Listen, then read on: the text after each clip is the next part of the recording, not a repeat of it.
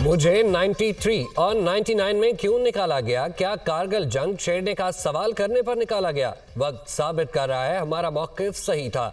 कुछ किरदारों ने तरक्की करते पाकिस्तान को तबाह कर दिया। अनाड़ी के हाथ मुल्क की बाग दौड़ दे दी गई।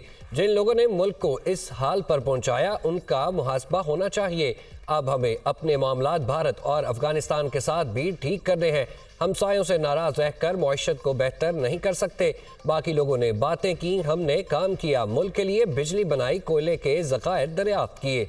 फर्नेस ऑयल के बजाय कोयले से सस्ती बिजली बन सकती है। शहबाज शरीफ आकर ना संभालते तो मुल्क दिवालिया हो जाता। कायद नूनी रायवंडवाला 3 बार वजीर आजम बन चुका, चौथी बार सेलेक्ट होना चाहता है। जो 3 बार फेल हुआ वो चौथी बार आकर कौन सा तीर मारेगा? मियां साहब उनसे ही टकराए जिन्होंने 2/3 अक्सरियत दिलाई।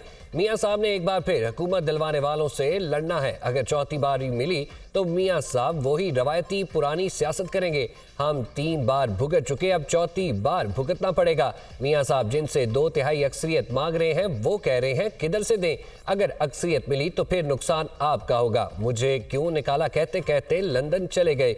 एक सियासी जमात चाहती है इलेक्शन जीत कर मुखालिफिन से इंतकाम ले। Chairman Peoples Party Bilawal Bhutto के एक तीर से कई शिकार। सिलेक्शन नहीं इलेक्शन जीत कर आओ, बिलावल भुट्टो का चैलेंज। मियां साहब को बाहर जाकर 10 साल आराम करने का मशवरा भी दे डाला।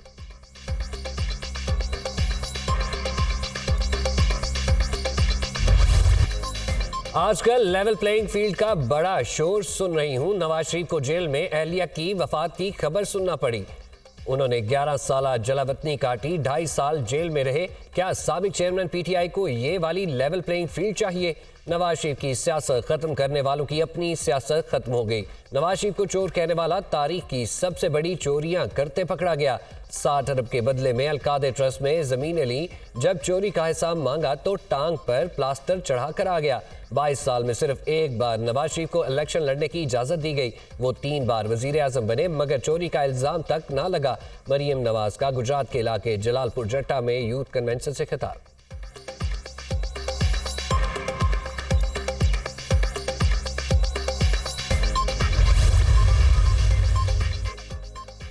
और 190 मिलियन पाउंड मुंतकली केस में नैब की तहकीकात। साबिक वफाकी वजीर जुबैदा जलाल ने नैब टीम के सामने नया इंकशाफ कर दिया।